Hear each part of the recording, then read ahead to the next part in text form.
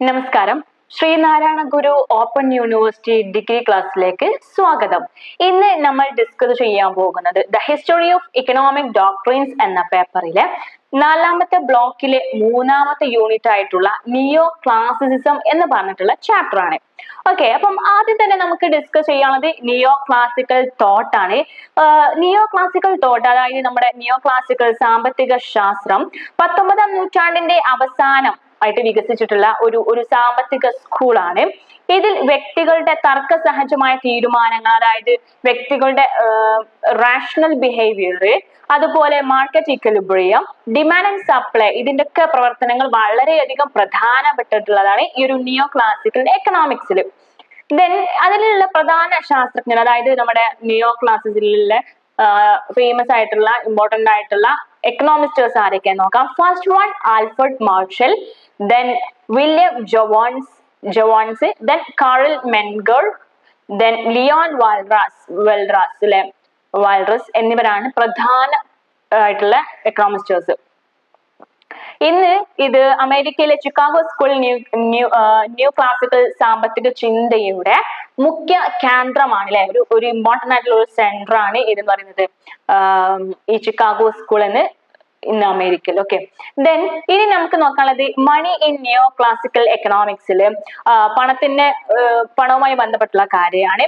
പണത്തിന്റെ അർത്ഥം, അതായത് ഇവരുടെ നിയോ ക്ലാസിസം അല്ലെങ്കിൽ നിയോ ക്ലാസിക്കൽ എക്കണോമിസ്റ്റേഴ്സ് പറയുന്നത് പണം എന്നത് എന്താണ്, അതൊരു മീഡിയം ഓഫ് എക്സ്ചേഞ്ച് ആണ്, അതായത് വിനിമയ മാർഗമാണ് അല്ലെ. അതായത് നമുക്ക് എന്തെങ്കിലും സാധനങ്ങൾ മേടിക്കാനോ സാധന സേവനങ്ങൾ മേടിക്കാനുള്ള ഒരു വിനിമയ മാർഗമായിട്ടാണ് നമ്മൾ പണത്തെ കണക്കാക്കുന്നത് എന്നാണ് ആര് പറയുന്നത്, നിയോ ക്ലാസിക്കൽ എക്കണോമിസ്റ്റേഴ്സ് പറയുന്നത്.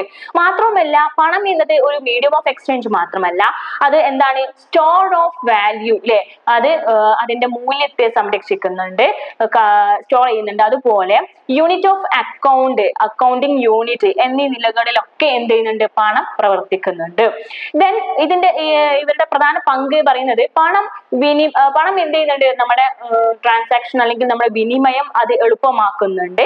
തൃപ്തിയും ലാഭവും പരമാവധി നേടാൻ പണം എന്താണ്, അനിവാര്യമാണ്.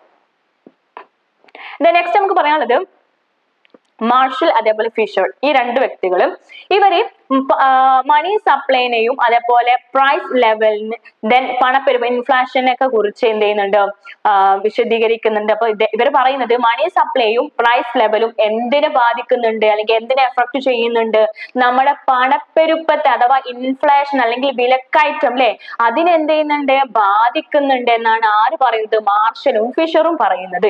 നെക്സ്റ്റ് പറയുന്നത് കേന്ദ്ര ബാങ്കിന്റെ പങ്കിനെ കുറിച്ച് പറയുന്നുണ്ട്.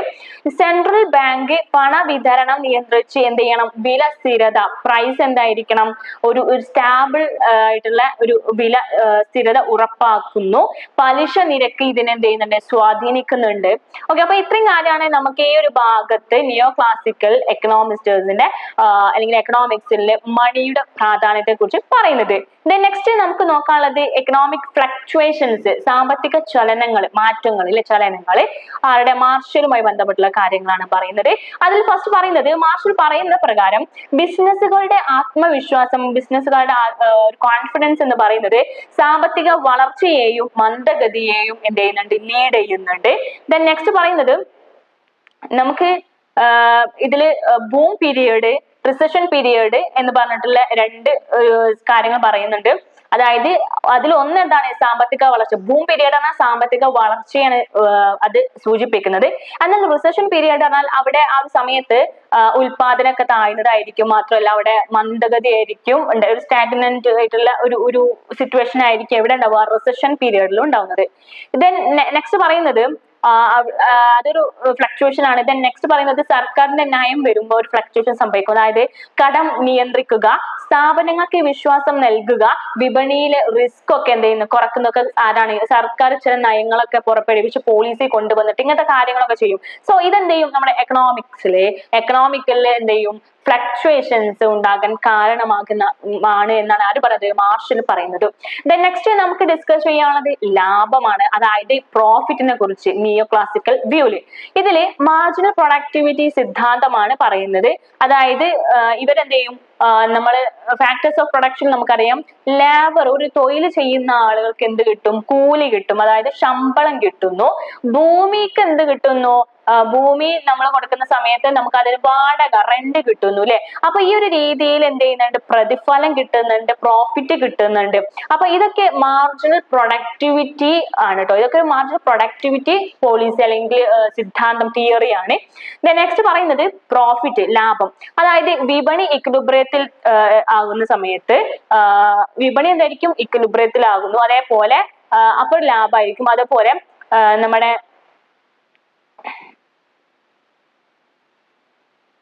അപ്പൊ പ്രോഫിറ്റിന്റെ ഒരു കാര്യം ഇങ്ങനെ ഓർത്ത് വെക്കുക. ഇക്വിലിബ്രിയത്തിലാവുന്ന സമയത്ത് ലാഭമായിരിക്കും ഉണ്ടാവുക.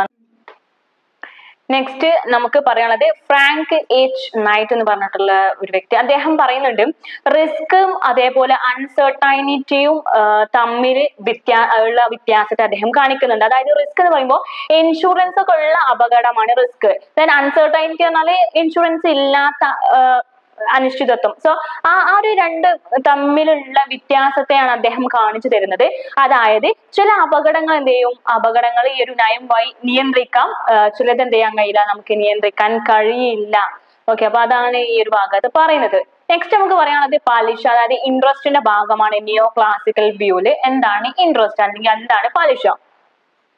ഇതില് ക്ലാസിക്കൽ കാഴ്ചപ്പാടില് വരുമാനം അല്ലെ, അതായത് ശമ്പളം, അതേപോലെ വാടക, ലാഭം, പലിശ, ഇതൊക്കെ എന്താണ്? നമുക്ക് കിട്ടുന്ന ഒരു വരുമാനമാണ്. അപ്പൊ ക്ലാസിക്കൽ കാഴ്ചപ്പാടില് ഇതെല്ലാം ഒരു വരുമാനത്തിന്റെ മാർഗമായിട്ടാണ് കാണുന്നത്.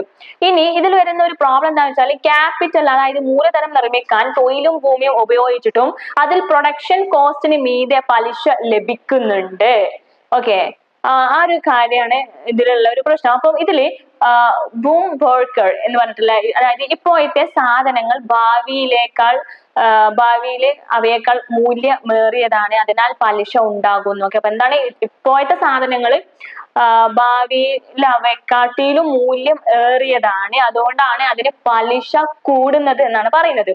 ഇതിന് 3 കാരണങ്ങളുണ്ട്. അതായത് ഇപ്പോഴത്തെ ആവശ്യങ്ങൾ കൂടുതൽ ഭയങ്കരമായിട്ടുള്ള അടിയന്തരമായിട്ടുള്ളതായിരിക്കും. മാത്രമല്ല ഭാവിയിലെ ആവശ്യങ്ങൾ നമ്മൾ കുറവായിട്ടാണ് കാണുന്നത്. ഇപ്പൊ നിലവിൽ പ്രസന്റിന് നമ്മൾ കുറച്ച് ഇമ്പോർട്ടൻസ് കൊടുക്കുന്നത്. ദെൻ സാങ്കേതിക പ്രയോജനം ഇപ്പോഴത്തെ ഉൽപാദനത്തിലാണ് കൂടുതലുള്ളത്. അതുകൊണ്ടാണ് എന്ത് പറയുന്നത്? ഇപ്പോഴത്തെ നമ്മുടെ പ്രൊഡക്ഷൻ കോസ്റ്റിനെക്കാട്ടിൽ കൂടുതൽ നമുക്ക് പലിശ ലഭിക്കുന്നു എന്നത് കൊണ്ട് ഉദ്ദേശിക്കുന്നത്. ഇനി ഇർവിൻ ഫിഷർ, അദ്ദേഹം പലിശ എന്ന് പറയുന്നത് ടൈം പ്രിഫറൻസും അതേപോലെ ക്യാപിറ്റൽ പ്രൊഡക്ടിവിറ്റി, അതായത് മൂലധന ഉൽപാദനക്ഷമതയും കൂടിയിട്ടാണ് നമുക്ക് എന്ത് കിട്ടുന്നത്? പലിശ കിട്ടുന്നത്. പലിശ നിരക്ക് നിശ്ചയിക്കുന്നത് 2 കാര്യങ്ങൾ. ഒന്ന് സബ്ജക്റ്റീവ് ആയിട്ടുള്ള കാരണങ്ങളുമുണ്ട്, ഒബ്ജക്റ്റീവ് ആയിട്ടുള്ള കാര്യങ്ങൾ കാരണം പലിശ നിരക്ക്, നമ്മുടെ ഇൻട്രസ്റ്റ് റേറ്റ് നിശ്ചയിക്കുന്നുണ്ട്. അതിലൊന്ന് ആന്തരിക കാര്യങ്ങളാണ്. ഇപ്പൊ നമ്മൾ ആ ഒരു വസ്തുവിൽ ഉണ്ടാക്കുന്ന ഉപഭോഗം, അതായത് കൺസ്യൂം ചെയ്യുന്നതും ഭാവിയിൽ അതിന്റെ ഉപഭോഗം തമ്മിലുള്ള ഒരു മുൻഗണന കൊടുത്തതിന്റെ അടിസ്ഥാനത്തിലാണ് സബ്ജക്റ്റീവ് ആയ രീതിയിൽ പലിശ നിരക്ക് നിശ്ചയിക്കും.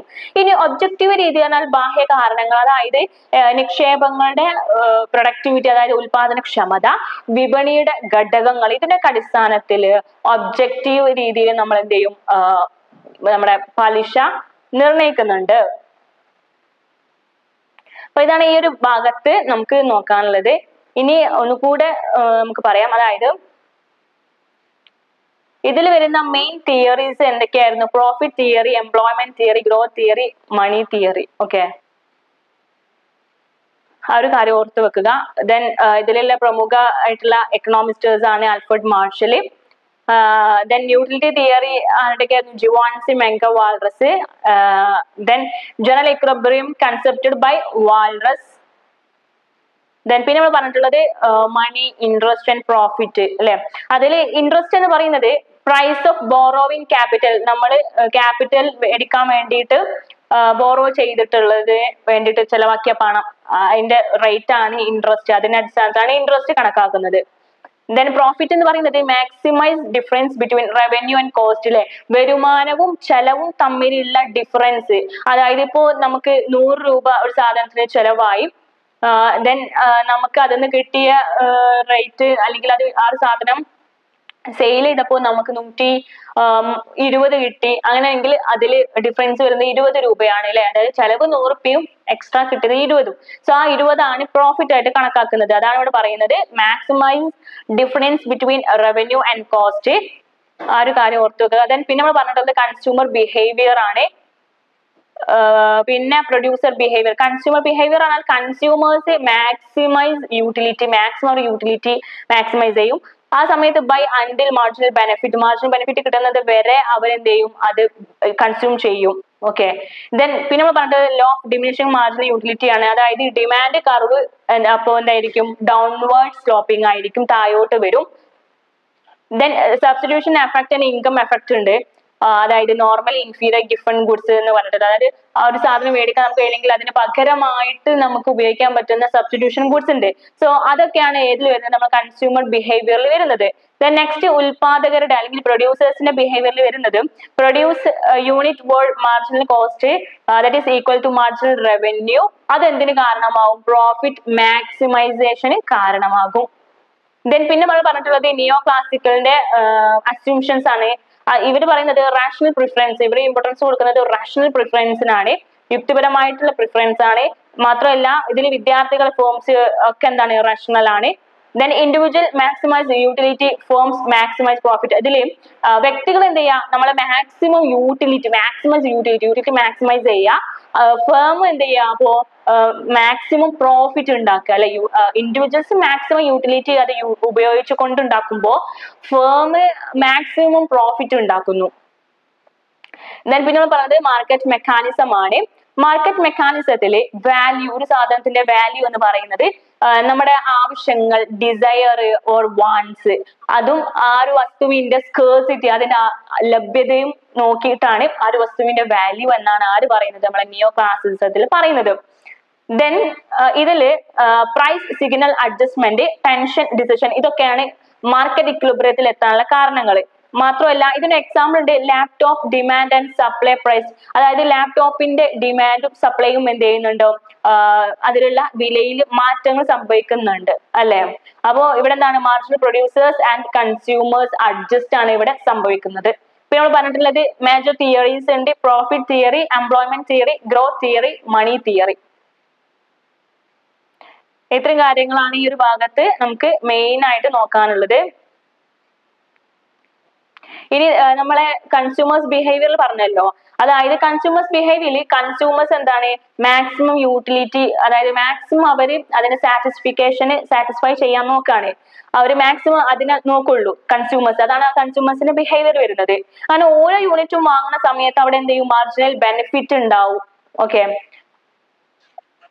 നെക്സ്റ്റ് പറയുന്നത് എന്താ പറയാ, നമ്മുടെ law of diminishing marginal utility ആയിരുന്നു. അതായത് കൂടുതൽ യൂണിറ്റ് വാങ്ങുമ്പോൾ എന്ത് ചെയ്യും, എക്സ്ട്രാ സാറ്റിസ്ഫിക്കേഷൻ ഇങ്ങനെ കുറഞ്ഞുകൊണ്ടേയിരിക്കും. ആ ഒരു സമയത്ത് ഡിമാൻഡ് കർവ് ഡൗൺവേർഡ് സ്ലോപ്പിംഗ് ആണ്. ആ ഒരു പോയിന്റ് ഓർത്തു വെക്കുക. ഇനി സബ്സ്റ്റിറ്റ്യൂഷൻ എഫക്റ്റുകൾ ഉണ്ട്. അതായത് പകരമായി, അതായത് ഗുഡ് ചീപ്പർ, സാധനങ്ങൾ ചീപ്പർ ആണെന്നുണ്ടെങ്കിൽ സബ്സ്റ്റിറ്റ്യൂട്ട് നമുക്ക് പകരമായിട്ട് മേടിക്കാൻ പറ്റും. ഇനി normal good, inferior good, Giffen good. Normal good എന്ന് പറഞ്ഞാൽ വില കുറയുന്ന സമയത്ത് നമുക്ക് എന്ത് ചെയ്യാൻ കഴിയും, കൂടുതൽ വാങ്ങാൻ കഴിയും. ഇപ്പൊ നമ്മുടെ നാട്ടിലൊക്കെ ഉണ്ടാവും സീസൺ ആവുന്ന സമയത്ത് ഇപ്പൊ മാങ്ങക്കൊക്കെ നല്ല റേറ്റ് കുറയും, അപ്പൊ നമുക്ക് ഒരുപാട് ക്വാണ്ടിറ്റിയിൽ മേടിക്കാൻ കഴിയും അല്ലെ. അപ്പൊ അതൊക്കെ ഇതിൽ വരും, നമുക്ക് നോർമൽ ഗുഡ്സിൽ ആക്കാം. നെക്സ്റ്റ് പറഞ്ഞ ഇൻഫീരിയർ ഗുഡ്സ്, പ്രൈസ് കുറഞ്ഞാലും കുറച്ച് നമ്മൾ ആ സാധനം മേടിക്കുള്ളൂ. അത് ഇൻഫീരിയർ ഗുഡ്സിലാണ് വരുന്നത്. ഗിഫൺ ഗുഡ്സ് പറഞ്ഞാൽ പ്രൈസ് കുറഞ്ഞാൽ കുറച്ച് വാങ്ങും, പ്രൈസ് കൂടിയാൽ കൂടുതൽ വാങ്ങും. അതാണ് ഗിഫൺ ഗുഡ്സ്. ഓക്കെ. ആ സമയത്തും ഡിമാൻഡ് കർവ് എന്തായിരിക്കും, ആ സമയത്ത് ഡിമാൻഡ് കർവ് അപ്വേർഡ് സ്ലോപ്പിംഗ് ആയിരിക്കും.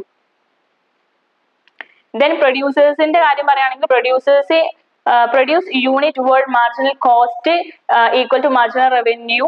അതായത് നമുക്ക് ചെലവായതിന്റെ ആ ഒരു റേറ്റിന്റെ മേലേക്ക് എത്തുന്നത് വരെ പ്രൊഡ്യൂസേഴ്സ് സാധനങ്ങൾ എന്ത് ചെയ്യും, പ്രൊഡ്യൂസ് ചെയ്യും അല്ലെ. അപ്പൊ അങ്ങനെ മാക്സിമം അവർക്ക് മാർജിനൽ റവന്യൂ ഉണ്ടാകാൻ വേണ്ടിയിട്ടാണ് അവർ നോക്കുക. അങ്ങനെ ഈ മാർജിനൽ റവന്യൂവിന്റെ റേറ്റിൽ എത്തുന്ന സമയത്ത്, അതായത് അവർക്ക് ലാഭം കിട്ടുന്ന റേറ്റ് എത്തുക, മാക്സിമം പ്രോഫിറ്റ് മാക്സിമൈസേഷൻ ആണ് അവരുടെ എയിം. അതായത് ഒരു സാധനം ഉണ്ടാക്കുന്നു, അതിനൊരു ചെലവ് ഉണ്ടാവും, അതിനെക്കാട്ടിലും പ്രോഫിറ്റ് അവർക്ക് കിട്ടണം, കോസ്റ്റിനെക്കാട്ടിലും പ്രോഫിറ്റ് കിട്ടണം, അതിനാണ് അവർ മാക്സിമം നോക്കുക. അതാണ് പ്രൊഡ്യൂസേഴ്സിന്റെ ബിഹേവിയറിൽ. ദെൻ പിന്നെ പറഞ്ഞിട്ടുള്ള നിയോ ക്ലാസിക്കൽ അസ്യൂംഷൻസ് ആണ്. അവര് എന്തായിരിക്കും റേഷണൽ പ്രിഫറൻസിനാണ് ഇമ്പോർട്ടൻസ് കൊടുക്കുക. ഇൻഡിവിജ്വൽസ് മാക്സിമൈസ് യൂട്ടിലിറ്റി, അത് എന്തിന് മാത്രമല്ല, ഇൻഡിവിജ്വൽസ് യൂട്ടിലിറ്റി മാക്സിമം യൂട്ടിലിറ്റിക്ക് ഇമ്പോർട്ടൻസ് കൊടുക്കുമ്പോൾ ഫേം എന്ത് ചെയ്യും ഇമ്പോർട്ടൻസ് കൊടുക്കുക, മാക്സിമം പ്രോഫിറ്റിനാണ് ഇമ്പോർട്ടൻസ് കൊടുക്കുന്നത്. ദെൻ ഇത്രയും കാര്യങ്ങളാണ് നമുക്ക് ഈ ഒരു ചാപ്റ്ററിൽ നോക്കാനുള്ളത്. ദെൻ നെക്സ്റ്റ് നമുക്ക് അടുത്ത ക്ലാസ്സിൽ കാണാം. നന്ദി.